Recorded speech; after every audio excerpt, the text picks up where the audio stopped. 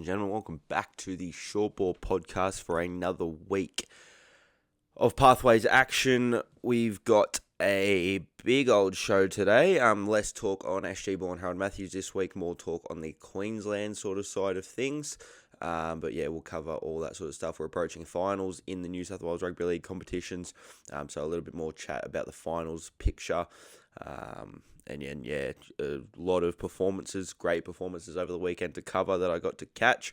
I was still watching games earlier this morning, so yeah, a lot of footy watched over the weekend and over the last couple of days as well. Been very, very, very busy. But a type of week where you just got to bite down on the mouthguard and grit through it for me this week. But then, yeah, the long weekend coming up, so should be pretty good there. We'll start off with our performances, players of the week in each sort of competition that I cover in depth. And then I've got a couple of Queensland performances I wanted to talk about as well. We'll start off in SG Ball. Lucas Butler was my SG Ball player of the week. He had 37 tackles. He was huge defensively. Just his effort on effort. He's always sort of been like that the last couple of years that I've watched him, and Harold Matthews and now SG Ball. But he started this game with a really slick bit of ball playing. He also scored a try later in the first half. He shows 37 tackles, 2 line breaks, a try and a line break assist. He was awesome through the middle for the Manly Seagulls. High work rate and was a big point of difference in their attack as they got up 30 points to 18 over the Dragons. So, yeah, huge performance there from the Manly lock. Harold Matthews, the player of the week. It wasn't really hard to go past this guy. There was a couple of performances that went close. Kingston Finau was a good shout in the Magpies game. I actually had him written down at one point and then went back and looked all through the performance and went, nah, this guy's got it. It was Liam Martin against the Central Coast Roosters. 3 line breaks, 3 tries, 218 metres and a try assist. He was awesome for the Parramatta Eels in this game, and he took out my player of the week there. Then Upper Twiddle, he was the New South Wales Cup player of the week, and he was the Pathways player of the round. We'll talk about him a little bit later on when I talk about NRL debuts and all that. But yeah, he had 4 tries, 225 metres. He had 7 tackle breaks and 5 line break involvements. On the attacking side of the ball, he was untouchable in this game. He was, in everything good that Parramatta did on the attacking side of the ball. And yeah, he carved the Panthers to shreds there. Up in Queensland Cup, probably not the performance of the round, but just a performance worth highlighting, especially for you Dolphins fans. A guy coming through the grades that I think's got a heap of ability. He's still only young, but going really well in Queensland Cup, and that's Brian Poineau. 16 runs, 168 metres, 76 post-contact, 4 tackle breaks, 4 offloads was a big thing. He was dominating into contact, and his defence as well was really good. He had 23 tackles without a miss and no errors as well on top of that. So 4 offloads, 0 errors is a huge stat for a guy who can play back row and centre. He's played both throughout this year so far. He looks like a very promising young sort of edge player coming through the grades at the moment for the Dolphins. I think he's still only 18 or 19. He can play in that Queensland under 19 side, and he will play in that side. I have zero doubts about that. He's a super talented player coming through the grades at the moment. Is Brian Poineau. In Jersey Flegg, Rex Bathingthwaite, he made his return. I imagine he'll be back in SG Ball this week. Let me actually have a look at that. Because, like I do every week, I forget to check team list. Mostly because I'm a little bit busy. Team list, Roosters. Is he back? Yeah, he's back in SG Ball this week. He returned to Jersey Flegg and put up a huge performance. 205 metres, 2 line breaks, 2 tries. Had a couple of try assists as well. He was enormous for the Roosters in this game. They got the job done pretty comfortably over the Manly Seagulls, as they did in pretty much every grade. But yeah, he was enormous in his return game, was Rex Bathingthwaite. Up in Cyril Connell, Calvin Harris-Tavita was my player of the round up there. 2 tries, 3 try assists, 2 line breaks against Townsville. His first half, I posted about it during the week. He was a 10 out of 10 in that first half, was Calvin Harris-Tavita. He's Broncos signed. I keep sort of forgetting to mention that when I talk about these Queensland players, what actual NRL club they're affiliated to. But yeah, he is a Broncos signed 17-year-old halfback. Obviously, the younger brother of Chanel Harris-Tavita, he's been killing it in Cyril Connell. Every single time I've watched him, he's just impressed me so much. And yeah, he did that again. His first half in particular, he was a 10 out of 10 there. Second half, a little bit quieter. He also threw an intercept to start the half off. He wasn't bad by any means. He did have that one mistake in terms of the intercept, but it was definitely his first half where he just put Townsville to the sword, putting them to bed. There was a little bit of, job done in the second half, a little bit from Wynnum Manly as a team. They let Townsville sort of creep back into it, but they got the job done 28-18, so they will be through to the grand final, but I'll talk about that in a second. In Mount Meninga Cup, I've got 4 performances here that I wanted to talk about. So first one, Dolphins versus Clydesdales. Adam McSherry, a guy who was up in North Queensland, I cannot remember, I think he was playing for Ignatius, I want to say, up in North Queensland in schoolboy system. He won the award for the best player in that Aaron Payne Trophy competition as a 16-year-old. He won that award. He's now down playing Mount Meninga Cup for the Dolphins. He had an unreal game for them. He had a couple of line breaks. He just looked very damaging every single time he touched the ball. He looked like he was going to shred the Clydesdales apart with nearly every touch. He had a couple of really good try assists as well. He's a guy to watch up there, the number 6, Adam McSherry. He's a guy I've had my eye on for a little bit of time after, that Aaron Payne Cup campaign where he lit them up that season while he was still in year 10, I believe. So yeah, he's going to be one to keep an eye on there, Adam McSherry. 2 guys from the Bears. So usually I just do sort of one Meninga Cup player to watch or whatever. I've got a couple here because there was some huge performances over the weekend, some guys that you need to follow. Seth Gundry, he's a guy that I had really high raps on a couple of years ago. So I made an Australian under-17 side probably 2 years ago now. Rex Bathingthwaite was in this. There was a couple of other guys in there that I'm forgetting off the top of my head, but guys that are doing really well now, whatever. Guys that were killing it back then. But yeah, there was one sort of sticking point. I had Rex Bathingthwaite on the wing in that side because I wanted this Seth Gundry at fullback. He's come out this weekend against the Northern Pride. He's had 4 line breaks, 306 metres and 2 tries. He was enormous in this game. He's a guy to keep an eye on. Rex Bathingthwaite's a better fullback. But he's a guy with enormous talent, Seth Gundry. I've sort of unfairly put the Rex Bathingthwaite comparison next to him there, but that was sort of how highly I rated him, was enough that I wanted him in that Australian under-17s mock side that I put together, so much so that I was willing to push Rex out to the wing, because Rex had played wing as well, and he played a fair bit of wing in Harold Matthews that year. And could kill it out there, whereas I wasn't sure if Seth Gundry could go out there and handle it, and I wanted both those guys in my team. So, but yeah, he's a gun, Seth Gundry, up at the Burleigh Bears. Ronan Byford as well. He's a guy whose work rate has been really impressive since moving up there from the Warriors. He's got a couple of handling errors in his game.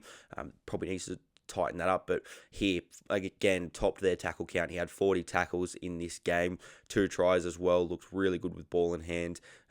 His work rate has been enormous for the Burleigh Bears this season through the middle. He's a guy to keep a close eye on as well. They signed him from the Warriors, Harold Matthews side from last year, and we obviously know how good they went. He was a guy that impressed me a lot in that side over the course of the year. He was one of their best players in my opinion.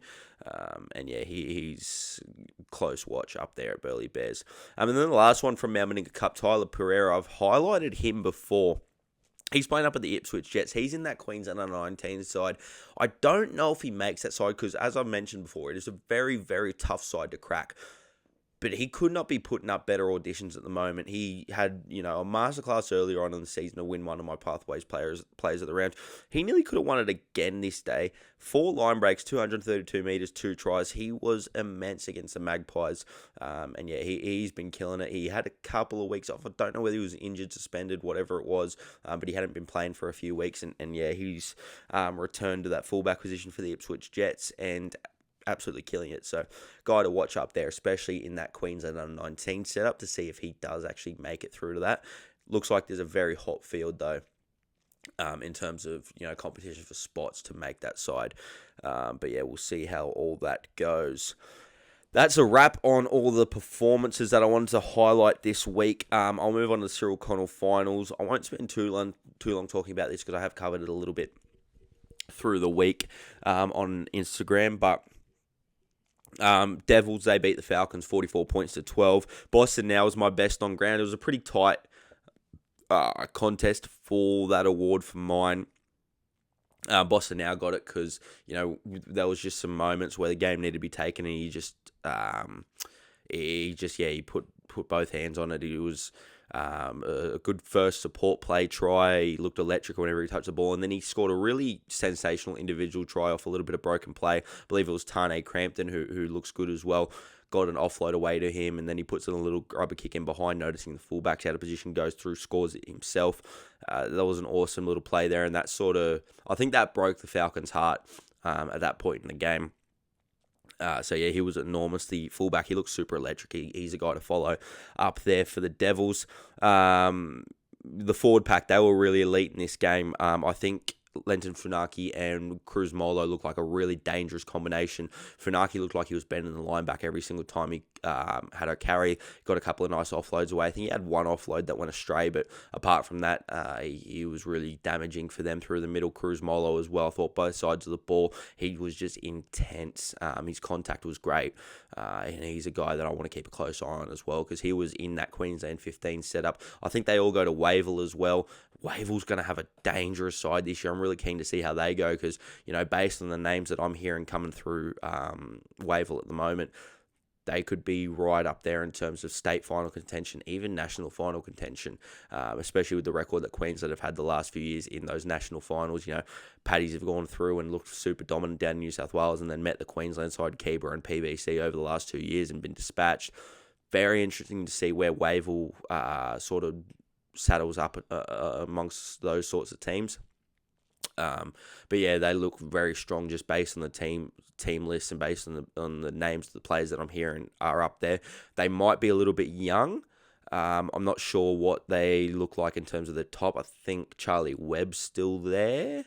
From New South Wales. He obviously is a Queenslander though and plays his school footy up there. A lot of these guys from the Devils side are from Wavell as well, I believe. But I'm just starting to talk a little bit of rubbish now. Hayden Matters, the halfback as well, I thought he was really good for the Devils as well. Organised quite nicely and had a couple of nice touches as well. From the Falcons, I like that Cash Bennett. Nick Tucker came on last week and he gave him a good rap. I'm a big fan of him based on what I've seen. It sort of went a little bit downhill in the second half, later on in that second half when the Devils started to put points on, but he looked really good whilst the Falcons were still pretty competitive in this game. Winner Manly, they beat the Blackhawks 28-18. I sort of touched on this game a little bit. I won't speak too much about, the points that I made while talking about Calvin Harris-Tavita. But just other guys that looked quite good in this game. Barry Tokolo, the fullback, he looked really good, as did Billo Watton. I think they're two players to follow there. For the Townsville Blackhawks, Hayden Bamford out in the wing. He scored a couple of tries, had a couple of line breaks. He looks like a promising outside back there for the Townsville Blackhawks. Erugun James, really good as well. And Manoa Dow as well had some really nice touches. I know I've sort of spoken about these guys a little bit over the past couple of weeks, but they stood up for mine in that second half. The first half was just a write-off for the Townsville Blackhawks, realistically. Wynnum were just all over them, 28-0 at halftime. But then in the second half, they got to show a little bit of what they could do. So, a couple of guys there that sort of stood up a little bit for the Townsville Blackhawks. Wynnum Manly, they just looked too clinical in that first half. I'm really keen to see how this game goes between Wynnum Manly and Devils. I know Wynnum Manly beat the Devils earlier in the season, 32 points to 22. I think on paper, based on what I've seen of both teams, I probably like Wynnum Manly's team slightly more on paper, but that Devils side, the points that they put on in that Falcons game, I think they've just got the ability to score points at will. Very exciting team. The spine's really sharp. The forward pack, I've mentioned them. The forward pack is an age up, though, which does, factor into calculations a little bit in these under-17s comps. There is a lot of, bit of grown man strength, or not grown man strength, like a little bit of that strength factor that goes into, especially Harold Matthews. Like, you've seen the Warriors win the last two Harold Matthews comps because they're bigger and stronger, and more physically capable than a lot of these other sides. A lot of their forwards that they've relied on have been, top age players. And I think that's a really good rule of thumb when looking at who's going to win these 17s competitions, who's got the most top age forwards that are big, strong, physical, dominant, all those sorts of things. And, not to say that the Devils forwards aren't that, but they are just young. So that, comes into calculations as well. But they've got some players that next year, and Cyril Connell could feature very heavily again. All right, that's it for Cyril Connell finals. Move to the NRLQ, which starts this week. Kicks off Thursday, 5:15 p.m. I will be covering this competition in depth, as I did sort of last year, covering and watching every single game. It's only 4 teams, so 2 games a week, so it's not too hard. And lucky for me, they don't play every single game on a Saturday, so which is a part of what makes covering SG Ball and Harold Matthews so hard, is you can't really split the workload because every single game's on a Saturday, so you have to watch Saturday and then watch replays all Saturday, and then you get to Sunday, you're watching 1 or 2 games and watch the rest of the replays. This is a lot easier to follow. And especially, people ask me why I don't do Jersey Flag. It's for that reason, because of how much I'm already covering. Whereas I can throw NRLQ in the mix, so there's 2 extra games, and one of them's on a Thursday. So, this will be good to follow. Dolphins v Cowboys, they kick us off this. Dolphins versus Cowboys kick us off on Thursday. This halves matchup is going to be one to watch. Now, the Dolphins, they were unbeaten last year in the NRLQ series, and it's not the same team, but there's a lot of the same players featuring again this year because they moved from under 20s to under 21s. Rumours going around that the winner of this competition will go on and face the winner of the Jersey Flag competition, which will be really exciting to see. And there's 12 rounds this year. There's a grand final. It's going to be awesome. So the halves combinations, really interesting watch here. Toby Batten and Noah Fien for the Dolphins, 2 quite good players there. And then for the Cowboys, Taj Lateo and Zach Herdigan. Zach Herdigan, obviously a few of you would have heard of up at the Cowboys. He's been smashing pre-seasons over the last couple of years. And he's a guy, fitness plus, all that sort of stuff. I just think he's a good footballer, very fit. Good off the mark. He's got some slick ball playing. He looked really good in Queensland under 18s a few years ago, in the schoolboys competitions and all that. So I think he's going to be one to watch. He's done a lot of really good work in Queensland Cup over the last 2 years as well. Taj Lateo, tall, number 6. He's, played for PBC over the last couple of years. And just a really solid player there. He wasn't signed to anyone at the end of last year, and then he nearly made the Australian schoolboys side. The Cowboys then rightly snatched him up, and he's been doing quite well up there as well. He's been playing for the Townsville Blackhawks in the Meninga Cup. So 2 guys to watch there, and then Toby Batten, he did make that Australian schoolboy side as a 7. He was really good in that carnival. I've highlighted him a few times this year, playing up for the Devils? Playing for the Devils. Him and Riley Laverty have formed a really good combination up there. And he joins with Noah Fien, who's in that Queensland emerging squad for the under-19s. He played in the trials as well for the Dolphins, so he's a really promising half coming through the grades there. And he played NRLQ last year and looked really good in doing so. So, it's going to be a really interesting matchup between those 2 halves. I think the Dolphins forward pack looks really, really promising in this game. I'll just pull it up as I get baited into clicking onto an ad, as these sites tend to do. That sounded mad weird, I'm talking about the QRL site. So Dolphins forward pack. They've got Elijah Rasmussen and Lewis Simons up front. 2 very good players. Lewis Simons played Origin on 19s. Elijah Rasmussen, I think, is going to be a really handy player for the Dolphins. I think he could debut at some point this year. I had him down as, Dolphins probably top choice for their Rookie of the Year. Zach Garton in the back row with Balin Donald. Zach Garton, we obviously know how good he goes. And Patrick Kalahi at lock. Mitchell Rogers off the bench, handy player. Carter Ford, very handy. Charlie Dixon, very handy. And Michael Honeset. Really good bench depth, really good forward pack. I think they could overwhelm the Cowboys a little bit in this one. Cowboys have got Caden Lard, Xavier Kerris, Mason Kira, so they've got handy players as well. Talon Toll off the bench. They've got a solid forward pack. I just think that Dolphins forward pack's probably just that level above. And then you go, you got Sangster Fagoda and Kalani Lavender as well in the centres. Kalani Lavender playing in the centres is interesting, but I think he's good enough to do so. Brooklyn Sabine as well, a guy probably not a lot of people have heard of, but I think he's quite talented himself. He was playing NRLQ last year and really caught my eye. He was playing in the halves. He had a couple of really huge performances for the Dolphins in that competition. I think he could come back better this season for them. We'll move on. Titans Broncos, 4th of April, so on Saturday. The key matchup I wanted to highlight in this one was the fullback battle. Mahana Pauling, who was with the Warriors, then moved up to the Titans. He was in their SG Ball side last year. And Seth Gundry for the Broncos. So obviously I spoke a lot about him before. I don't need to go into too much more depth with him, but he's obviously made the jump to NRLQ now after, playing for the Burleigh Bears thus far this year. And, contracted with the Broncos, obviously.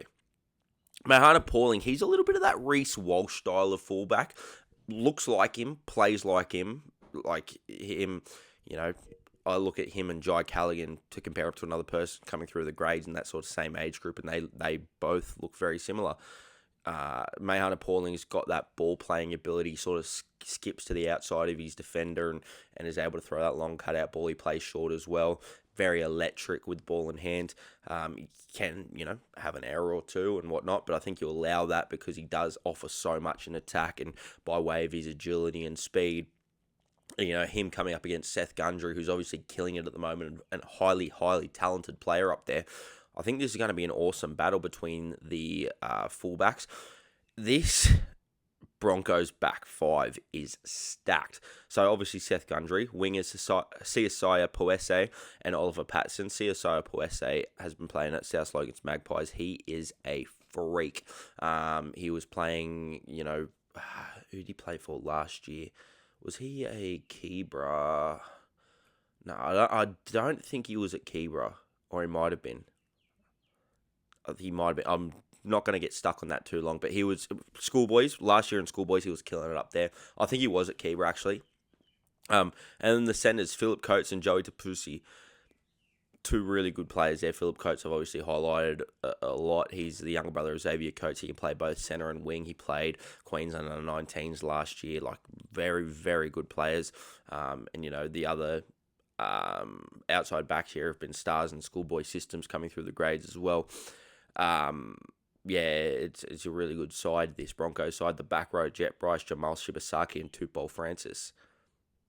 It is a very good lineup, this Broncos side. They've got some elite forwards coming through. And then you look at the Titan side as well, and they're not short on forwards either. Bodie Sharpley, Queensland rep. Isaac Harrison, been an elite schoolboy player for a while. Jalen Tewa, apologies if the pronunciation is wrong there, but these are very handy players. Zach Cumbermong off the bench as well. There's talent in this Titans forward pack. Harrison Hill at number 9 looks a very handy player. Jet City has been killing it up there for the Tweed Seagulls, and he killed it in a trial for the Titans early this year against the Knights as well. I think this is going to be a really, really good matchup between these two sides. I just like that Broncos lineup that slight bit more. That back five and that forward pack, they're going to make some serious meters, and they've got strike weapons all over the park. Ken Bukowski can sort of organise them around from 9. Bailey McConnell's been a really good player for the, through the system over the last couple of years. And he played in the preseason trial that the Broncos had, I think, against South Logan, where, Tupol Francis scored in that game. Antonio Verhoeven, Philip Coates, they were all really good in this game. He was another standout in that game, so make sure you watch him closely this week. All right, let's go to... I'm going to pull up the ladder for SG Ball because I want to talk about the finals picture. So the top 8's locked in. It is done, locked in. So there's a 4-point gap between 8th and 9th. So that is done and dusted. It's just about the order now in which they settle. There's a 2-point gap between 1st and 4th. And then the Storm and Roosters play each other as well. So that is huge for the top 4. And you got the Eels there. He'll probably be hoping that the Roosters can knock the Storm off, because then, if Roosters beat the Storm, Parramatta can sneak into the top 4. Seagulls have got the Central Coast Roosters there. They, barring an upset against the Central Coast Roosters, and, they've been playing pretty good footy over the last couple of weeks, Central Coast Roosters, so I don't discount them. But barring an upset there, they should hold on to their top 4 spot, and Rabbitohs Tigers, similar story there. They should hold on to their top 4 spot. But, the Roosters are locked into the top 4. And, if they win, they lock in the minor premiership. If they lose, they will need results to go their way. They could still lock in the minor premiership there. Down towards the bottom of the top 8 picture, Bulldogs and Knights, they're on the same amount of points. Bulldogs have got the Parramatta Eels, so they need to beat them to try and secure a home final. The Panthers have got the Dragons, so if they win that, they lock in a home final. Parramatta Eels, like I said before, they can make the top 4 by beating the Bulldogs, but they need results to go their way.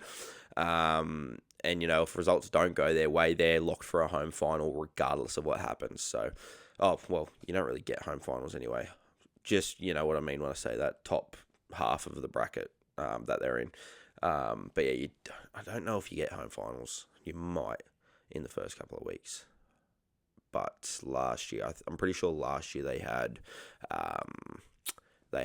neutral venues, or they had certain venues which you go to. Yeah, because in the prelim, Parramatta played Rabbitohs at Redfern, even though it was meant to be a Parramatta home game. Anyway, got off on a little bit of a tangent there, but yeah, so the top 8's locked in. There's just changes in order to come, and obviously a few big matchups there.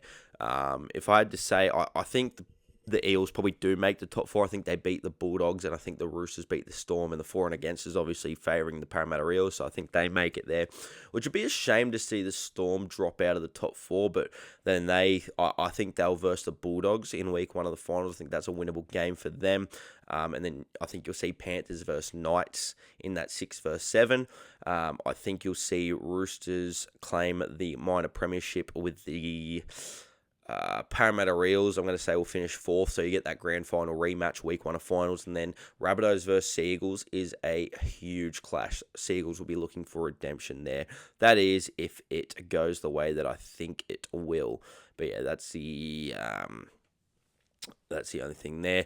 SG Ball, in terms of a game that I wanted to highlight, so I'm not, obviously I had a bit more Queensland Cup, and I've had a bit more Queensland and New South Wales Cup stuff to speak about this week, and performances, so I just wanted to shorten up SG Ball and Harold Matthews. I just wanted to highlight single games, especially because a lot of the games at the moment are pretty meaningless, and they're pretty average to watch as well, to be completely honest. But Knights versus Raiders was the game that I wanted to highlight. Mel Nonu and Toby Winter, they were locked in this game.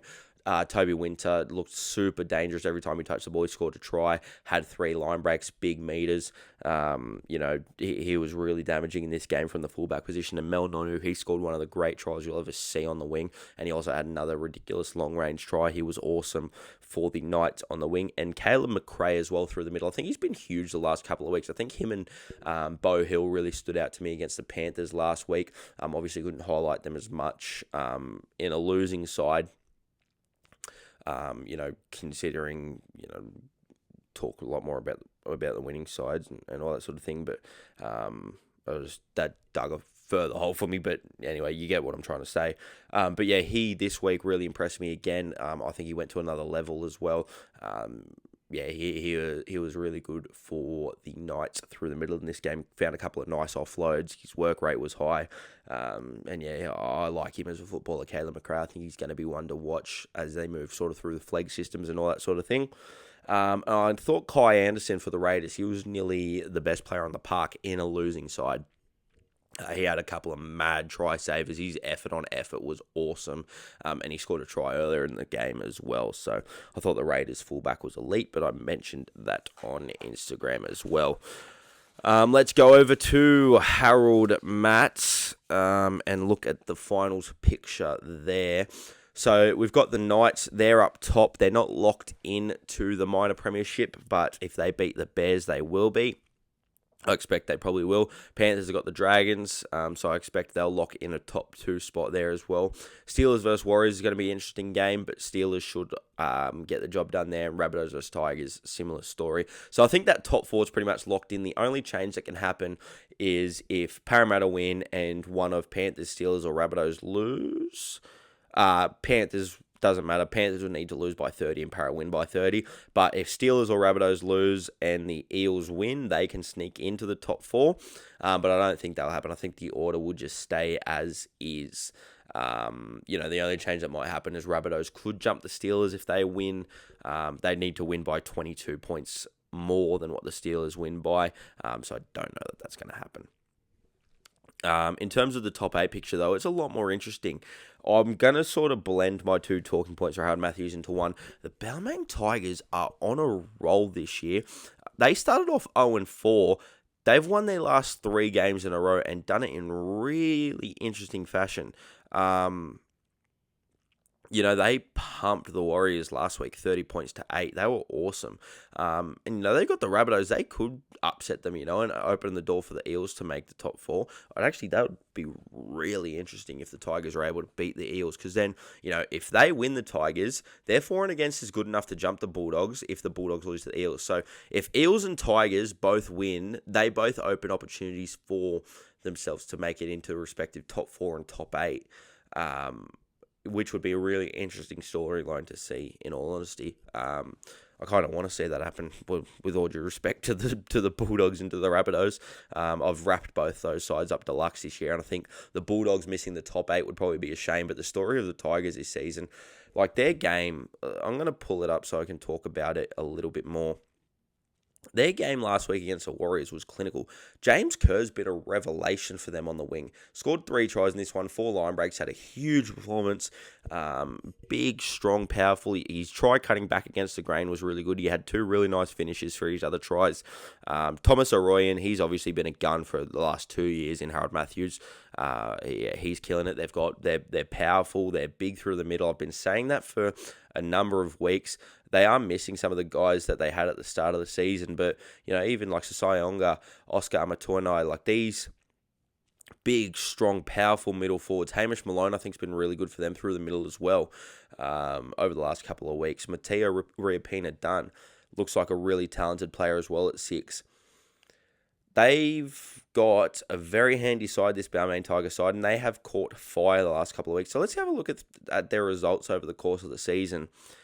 Balmain Tigers. So they started off, they lost to the Central Coast Roosters 34-16. They lost to Parramatta Eels, lost to the Magpies in a big way, lost to the Storm, and the Storm are right down the bottom. From that point, they didn't beat the Warriors last week. I'm losing my head because I've been thinking about the Magpies and Tigers beating the Warriors in flag and all that sort of thing. So they beat the Warriors. That was their first win of the season. That was in round 6, 24-22. Then they beat the Seagulls 20 points to 10. Then they pumped the Bulldogs 30 points to 8. The Bulldogs are in finals contention. That was an awesome performance from them. Now they got the Rabbitohs. That's the toughest game on the run. But look, if they can get the job done there, they regain the services of Siaweli Yongi. He's on the bench there. He's a very good player. Noel Vautangi comes back as well. So you got Noel Vautangi, Sasai Oronga up front, and Siaweli Yongi to come off the bench. That's a good forward pack to match it with. Rabbitohs got a really good forward pack themselves. Xavier Sulavale, Louis Moanu, Josiah Manua Fatoa. Apologies with the pronunciation there. Anthony Mailongi through the middle. Jaden Bishop has been really good. Toako Sampson's been really good. Even the bench, Mehmet Varol, Leo Barham, all these guys. Rabbitohs have been good this year. They're in the top 4, deservedly so. But the Tigers, they've got a big enough forward pack to match it with them. So that's going to be a really interesting game. And, for the sake of storylines, it'd be really good to see that team make the top 8. All right, let's go on to New South Wales Cup. And I've got a full page worth of notes for this, so this should be good. But I'll try and rattle through them as quick as possible. Warriors, they got up 29 points to 28. I've spoken a lot about this game over the week, so I'm going to keep it short in terms of my detail. Bishop Neal and Luke Hanson, they clutched up in this game. Bishop Neal's 2 tries were awesome. 17 years old, he's a freak. I don't need to say much more. Luke Hanson as well. The IQ in this moment, the play's broken down a little bit. 18-year-old Jack Thompson has the ball in his hands, stays composed. Luke Hanson's probably yelling at him to get that ball. Bang, goes straight back to him, takes a shot. He's set up 25 out, straight in front, and there's going to be next to no line speed because the ball's gone out right to Jack Thompson first. So really good composure and IQ from both of those halves in that moment. And yeah, Luke Hanson obviously clutch enough to just knock it over, wins the game for them, 29 points to 28. I thought it was a really good performance from the Warriors. Hayden Mellors, he looks awesome. I highlighted his signing to the Warriors. A little bit earlier in the season and late last year as well when the signing first happened. His first 4 weeks for the Warriors, he's been probably the best outside back in the New South Wales Cup competition. He's an aerial threat. They're using him like Zach Lomax was getting used at Parramatta last year, where they're just going, every single kick is going straight over to him and he's putting heaps of pressure on, and there's a result coming from it nearly every time he does it. He's making line breaks down the outside. He's quick enough to finish them. He's come up with a couple of really nice finishes as well. Come up with a couple of try assists, making line breaks, passing back to the inside support players, all these sorts of things. He looks like a really well-rounded, good skill set sort of guy. He's been good under the high ball, obviously, both sides of the ball. So yeah, really top quality winger there for the Warriors is Hayden Mellors. I think they've got a good one there. It was good astute signing from the New Zealand Warriors. I think for the Magpies, Charlie Murray, he is flying for them. Through the middle, gets through a shitload of work. His ball playing is really good. I think he's a guy to watch there.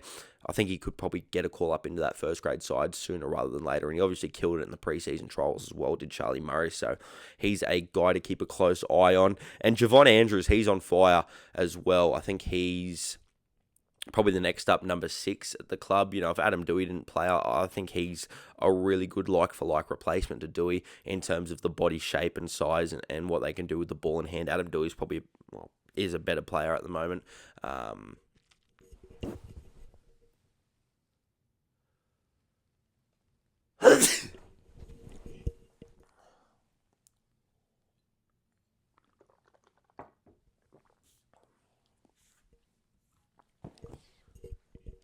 But yeah, Javon Andrews has been killing it. He came up with a nice try in the corner in this game. He had a couple of not classy touches. He put in a little deft kick in behind for a try. So yeah, he's doing some really good things. Javon Andrews, big body, can handle contact. He's got a good kicking game, great kicking game even for a big man. Silky hands as well. I think it's super underrated how good his hands are for the size he is. Like, obviously, you'd look at a guy that's, 6'4", 6'5", whatever he is, and able to, run the ball. You'd think that's a ball running 5'8", but he's got some really deft touches in him with his kicking game and with his hands. He's a really good player there, Javon Andrews. I'd like to see what his ceiling can be. Seagulls versus Roosters, 18-44. I read that out the wrong way around. 44-18, the Roosters win. Junior Ponga in this game was untouchable. 20 tackle breaks and 250 metres, near enough. Unreal performance from him out on the wing. A lot of Roosters fans saying, look what happens when you finally put him on the wing. And yeah, sure. He killed it. He was unreal. And that shows the levels between first grade and reserve grade. And what you're looking at in terms of, picking somebody out of reserve grade to come up. You need to, show a lot of ability in a lot of little areas to be able to step up. Because, guys like Junior Ponga, they come back from first grade and dominate, and it's not the first time I've seen it happen, and it certainly won't be the last time. Cody Ramsey, he's going very well at the Roosters New South Wales Cup. I'd love to see him get back into first grade. It would be a hell of a story. I don't know whether he can get back at the Roosters. Maybe if James Tedesco misses any games, he'd probably be the next called up there, because he is killing it in New South Wales Cup and he does deserve a shot. Joey Walsh, another great display in a losing side. Happens a lot to him. And I've posted about Joey Walsh a lot, where he's had these mammoth games, multiple try assists, like he did on the weekend. And people always go, oh, he's losing. Mate, you could chuck Joey Johns behind some of these Manly sides at the moment, some of these Manly forward packs at the moment, and he wouldn't be able to win games for you. I don't know what you want the kid to do. He needs to be playing first grade as soon as possible. I'm surprised Foz didn't pull the trigger straight away, but he'll pull it next week. I have no doubt, because he's a proper special talent.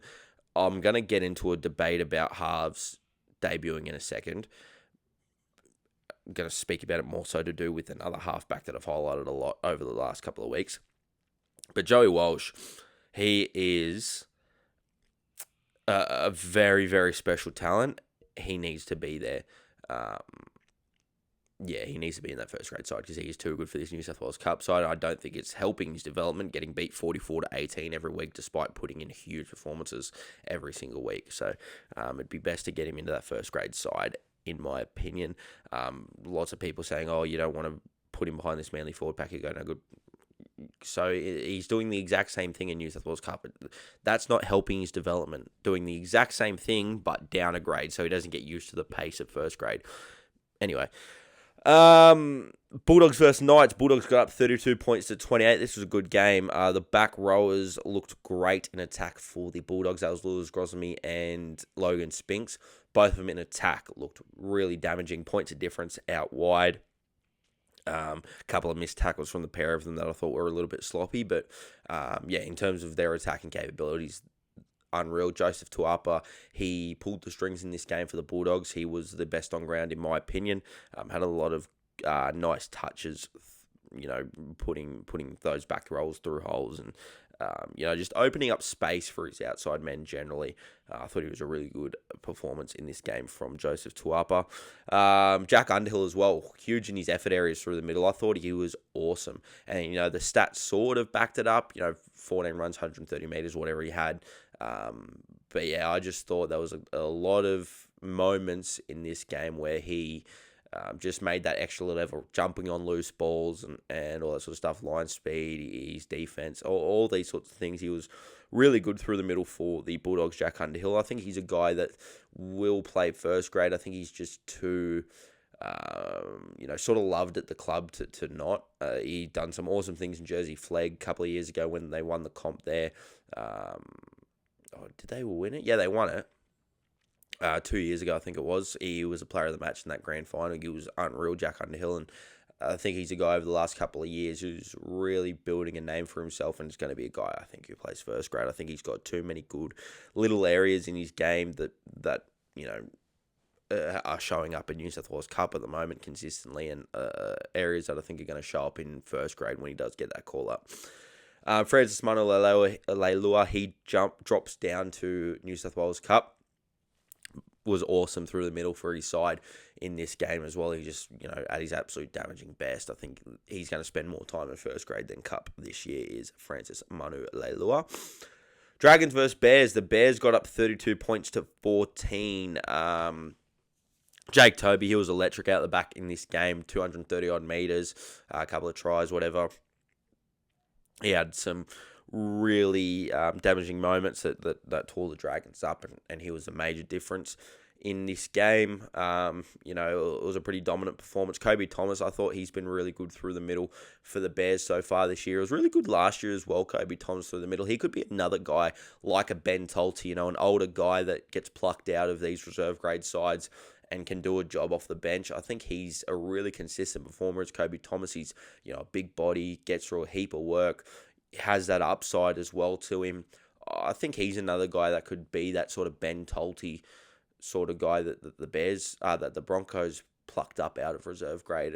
He's a little bit on the older side in terms of, you're not looking at him like a young prospect that could be the next future superstar, but he does a job, Kobe Thomas, and every single week he seems to do that same job, and that goes without a lot of recognition, really.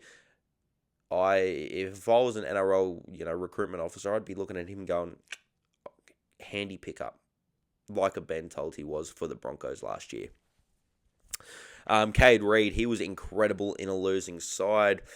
I might as well just talk about it now. I think the chat around debuting young halves is so conservative at the moment.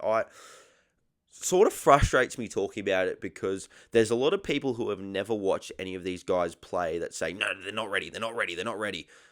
Cade Reid, he's too small. Sam Walker was 18 years old when he debuted, and he's smaller than what Cade Reid is. Cade Reid's 81 kilos. Sam Walker was like 75 kilos, if that. I reckon they put weights in his pockets when he got measured at that. This is a guy that is dominating New South Wales Cup. I wanted to see him play for Full disclosure, start of the year, I wanted to see him play a full season New South Wales Cup. I said as much in every single time that I spoke about Cade Reid preseason. I want to see him play a full year of New South Wales Cup first. He's a long-term watch at the club. I need to see his defence against grown men. His defence has been fine, especially for a smaller body. 19 tackles, 4 missed. On the stats, it doesn't read... Well, on the stats, that's a normal halves stat line. Optically, I didn't think he was bad. He can do things that no other Dragons half at the moment can do. He would offer something that none of the current Dragons halves are offering. I don't think Lycan King Tonga has been all that good, to be honest. I love him. I think he's going to be a really good player. He hasn't performed well this year. Cade Reid's outperformed him. Then you look at Daniel Atkinson. He's been a little bit plain. He's their best half option, though. I have no doubt of that. He's been steady enough. He's had some pretty poor moments. He had some good moments. Overall, he's a pass mark. Kyle Flanagan, I'm not as harsh on him as what a lot of Dragons fans are. I think defensively he's usually pretty solid. He just doesn't offer much in attack. And, Dragons are getting beat in these close grind games. I think you need a game breaker, a guy that can come into this team and is able to put something on. And Cade Reid's that guy. He's 19 years old going on 20. It's not like he's an 18-year-old fresh out of high school. He's played a full year of Jersey Flegg, was awesome in that competition, played, a couple of years of SG ball. He's done his apprenticeship, come through the grades. He started off in New South Wales Cup as one of the premier sevens in the competition. I think he's made 2 of my team of the weeks so far. He was up there leading my player of the year tally. He picked up points in this game as well, 2 points. What was his stat line? Let me get up his stat line. He was in my team of the week this week, despite the fact that it was on a losing side. I'll get up his stat line for you just to hammer home my point about what he is doing in this competition thus far that needs to be noticed. So he had, in this game, 12 runs for 124 metres. What's wrong with his size there? He's making over 10 metres a carry. 2 line breaks, 2 line break assists, 2 try assists, 3 tackle breaks. He is making... he also had a 40-20 in this game, which was really, really good. 19 tackles for 4 misses. It's whatever. 395 kick meters. He is doing a lot of things in this competition, New South Wales Cup. The first couple of weeks, he was my best on ground against the Parramatta Eels 2 weeks ago as well. If the Dragons were to debut him tomorrow, I'm not saying that they should, but if they were, I would not be shocked. I think he'd handle it. I don't think, people in my comment section the other day when I posted about it were saying don't debut him until 2028. I think that's lunacy, to be completely honest. He is a longer term project. I did reply to that. He is a longer term project. He's a 2 to 3 year. He won't show probably his best for another couple of years. But what he will show is something different, and he's closing in on being the Dragons' best option in that position. Him at 7, Atkinson at 6. That is very, very quickly becoming their best option. If Flanagan's out for a number of weeks, which I think he probably will be, that was a pretty nasty head knock. I wish the best for him. If he's out for another couple of weeks and Lycan King Tonga doesn't grab this opportunity with both hands, Cade Reid could debut in a couple of weeks' time. Flanagan's put out there that be patient with him, be patient with him. Yes, be patient with him. Absolutely. I agree with the sentiment. But we are so risk averse to debuting young halves when they are showing that they are more capable than the options ahead of them. Joey Walsh has been showing that for fucking a year. Cade Reid, for the last couple of weeks, in the NRL trials and all that, he is building a case that he is their best option. I'm only sort of ranting in this way just because of not because of Cade Reid in particular, but because of the sentiment around young halves at the moment, where it's like, Matty John says it all the time. Matty John's expert in the game. I will agree with everything he says because he is, footy IQ that will far surpass anything that I ever do. He says it all the time. He likes to be patient with these guys. I think fans of the game are just taking that and applying it in every single possible situation without the tiniest bit of nuance. We don't need to be so risk averse to debuting young halves. They can jump in and they can succeed. It's happened before. There's countless examples of it. Jonathan Thurston, Sam Walker, all these guys. Lachlan Galvin debuted fresh out of high school. He's a bit bigger, so I understand that. But, Were they ready? Don't know. Would they have benefited better from debuting later? Who knows? But debuting them at the time that they did worked. So I don't see why there is absolutely no chance K. Reid debuts this year. Anyway, rant of the week over. I hope I got through my point. I don't think it was concise, but I certainly think I covered off all of my thoughts in that time. But anyway, Panthers versus Eels. That was 26 points apiece. Upper Twiddle Clinic. He needs to fix his defence so desperately. He's gotten the call up to first grade. His contact is poor. I need to see that fixed before he can come in and play fullback for the Parramatta Eels. He's very inconsistent. Week 1, he was the best on the park. Week 2, he had a shocker. Week 3, best on the park again. I just need him to raise that floor whilst keeping that ceiling, because then he will be a very, very good first grader. Last week against the Dragons, he was dreadful in that game defensively. He made so many errors in that game. It was a tough watch. I'm being harsh because I know what his ceiling is and I want him to be a successful first grader. And I'm just, sharing knowledge with fellow Para fans about what I think about his game at the moment. He slips off a lot of tackles when they go through. And, I heard Blake Austin talking about it as well. Blake Austin, another guy I respect a lot in the game, and I respect his opinions. I think he's on the up in terms of a guy covering the game. But he said a little bit earlier, talking about Scott Drinkwater, that this is what a fullback should be: all out attack. And if the front 12 can't stop him, what hope's a little bloke at the back got? But some of these moments that Upper's been coming up with defensively just haven't been good enough for mine. In terms of watching him, he's I've turned a highly positive game. He was a Pathways player of the round. Don't get it wrong. But yeah, a lot of things to work on there for Upper Twiddle in terms of taking that next step into first grade. Jesse McLean, Zachary Clark, they were some of Penrith Panthers' best. I thought Zachary Clark, it didn't show up in the stat sheet after the game, in terms of, what his numbers were compared to everyone else. I gave him my 2 points in this game. I thought he was Panthers' best on the park. A couple of little effort plays. He made some huge plays in this game. A couple of those little effort areas. His defense was awesome. And he worked so hard in this game. He scored a try as well. He came up with a key play late in the game as well that got Panthers back ahead. I think he's been really good for the Panthers this year. He's probably a guy that could debut this season as well. I think he's been killing it. I think those two, Jesse McLean, Zachary Clark, were their two best in this game. Jesse McLean was awesome last week as well. He's been one of the form wingers in the competition over the last couple of weeks. Ronald Vogtman, he was good as well. Raiders versus Jets. Jets won 34 points to 26. Owen Paddy is killing it. He needs to get back into this side ASAP, and I won't expand on that.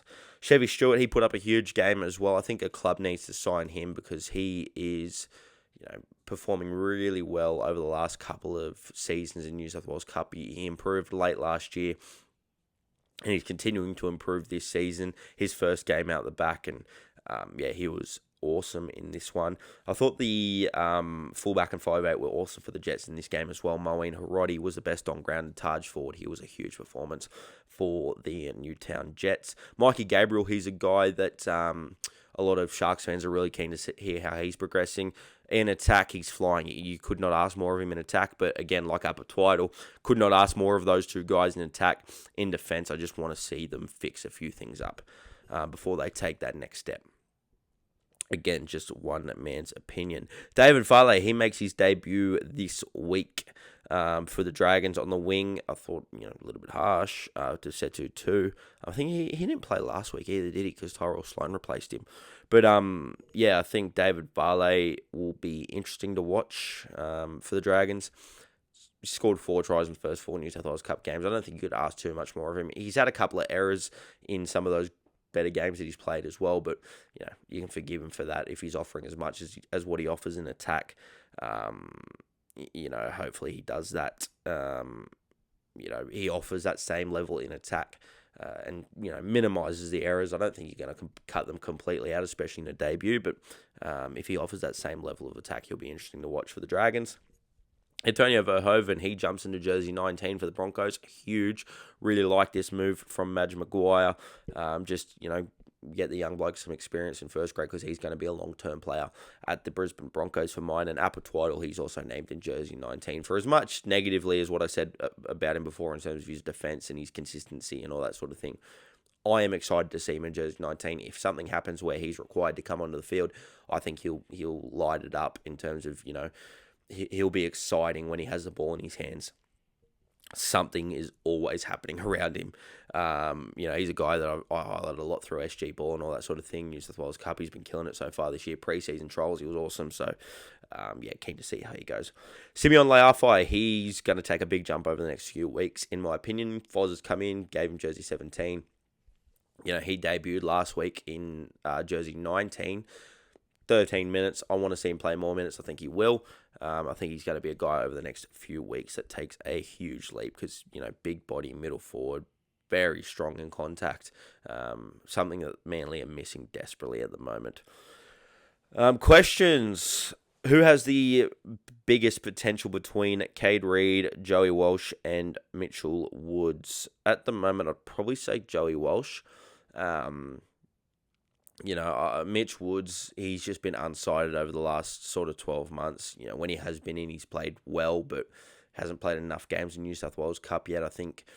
In terms of his potential, he's obviously got a really high ceiling, but what Joey Walsh has shown in Cup, if that translates to NRL level, he could be absolutely anything for that Manly Seagulls side. I've probably got Walsh on top. Cade Reid and Mitch Woods, both sort of similar where they're a bit smaller. Very exciting. Mitch Woods' kicking game is really good. Cade Reid's is right up there as well.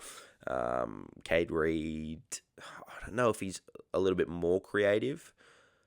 They're probably the same. Yeah, I think, it's a good question because the three of them are on very level pegging. I'd probably, if you force me to rank them, I'd probably go Walsh, Woods, Reid. I think that'd probably be my order based on what I've seen, mostly from what I've seen in New South Wales Cup. If you'd asked me, 3 years ago when Cade Reid was playing with Lycan King Tonga in the juniors and you had Mitchell Woods coming through, Howard Matthews and SG Ball and all that, and, I hadn't heard of Joey Walsh until sort of back end of 24, I want to say, when he was carving up for Union. Well, I've got a little bubble popping up there. That's mad. I don't know if that's actually seen on YouTube, but I just put my thumb up and then like a little bubble popped up there. Anyway, losing my mind here. Joe Walsh I sort of heard of when he was playing in the Australian Wallabies under-18 setup. So yeah, if you'd asked me a few years ago, it'd be Woods on top, clearly. But yeah, I think at the moment I'm most excited about Walsh. I'm probably next best Woods, next best Reid. And I'm really keen to see how Woods goes when he comes back. But those are three really talented halves coming through the grades there. Next one, who's your tip for NRLQ and why? My tip is the Dolphins, and why? Because they won it last year and it's very similar teams and their forward pack looks enormous. Halves look really good. I think it'll be between the Dolphins and the Broncos. They're my top two seeds. I think Dolphins would win the grand final between those two. I think their halves really, really strong, but really high quality players. That Broncos side is stacked on paper. I think Dolphins last year, the fact that they went through undefeated was really promising for them. Broncos lose a couple of players from last year. They do gain a couple of really talented players as well, but they are on the younger side. But yeah, I think they'll be a good competition. I think Dolphins, Broncos are my top two seeds. I think Dolphins number 1, Broncos number 2. All right, we'll wrap it up there. Make sure you tune in next week. Thanks for listening once again. Follow all my socials and all that, and we'll see you on the next one.